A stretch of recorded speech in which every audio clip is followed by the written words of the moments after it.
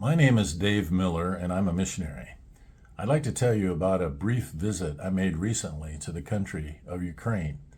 First of all, you need to know that my life was never in danger. I visited the city of Uzhhorod, which is on the western border of Ukraine and a long way from the fighting. Uzhhorod was a quiet city of 115,000 until the Russian invasion. Since then, its population has doubled in size as refugees from the war zone fled the city. This is Oleksii and Svetlana Rudenko, pastors of Salvation Church. In addition to church ministry, the Rudenkos run a small real estate business and help resettle refugees in temporary housing.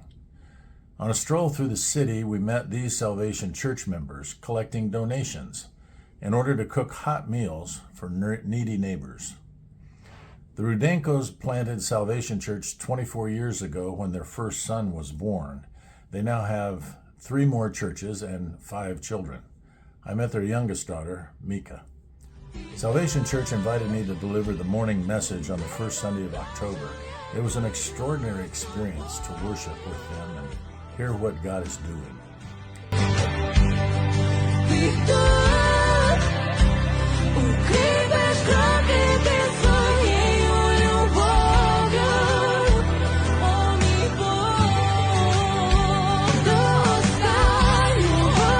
Everyone has lost friends and family members in the war.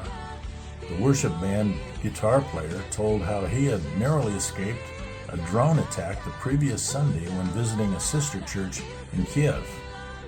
Despite the dangers, Ukrainians are optimistic about the future. We're not worried about losing this war, Oleksii told me over lunch. Ukrainians have become very resilient people. In fact, European psychologists are studying our resilience.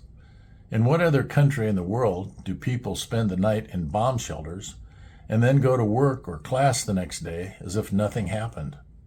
That's how we're winning this war, he said. They ask us to pray for peace, of course, but more importantly, they ask us to pray for revival in their country. Christians are seeing Ukrainians turn to Jesus like never before, and they want that to continue.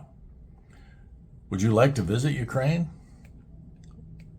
It's relatively easy, I found, thanks to advice from Natalia and Oleksii, 2 young women whom Barbara and I met in Washington, D.C. a year ago.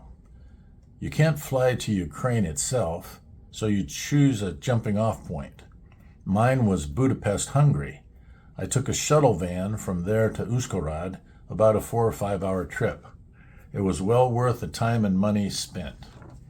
I made this video to encourage you to keep Ukraine in your heart and on your prayer list, and also to thank those of you who are faithful ministry partners and help Barbara and I do our work. If you are one of them and you're watching this video, I just want to say thank you. You're part of the really amazing things that God is doing through his people in the world today, so keep it up.